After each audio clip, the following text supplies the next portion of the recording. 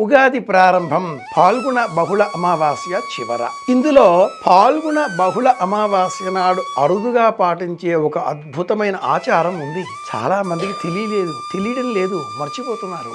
ఏంటి ఆ ఆచారం అంటే, తమకు బాగా ఇష్టమైన తాము ధరిస్తున్నటువంటి దుస్తులను విడిచిపెట్టాలి. ఆ దుస్తులను పరిశుభ్రం చేసేటటువంటి వర్గంలో ఉండేటటువంటి వారికి ఇవ్వాలి, లేదా యాచకులకు, అర్థులకు, ఎవరికైనా విడిచిపెట్టాలి, వదిలేయాలి, దానం ఇవ్వాలి. ఇదేం ఆచారం అండి? ఎందుకు ఇలా వచ్చింది? ఎందుకు చేయాలి? అమావాస్య నాడు ఇలా చేస్తే కలిగే ప్రయోజనం ఏమిటి? ఎందుకు చేయమన్నారు? ఎక్కడ ఉంది? ఏ గ్రంథంలో?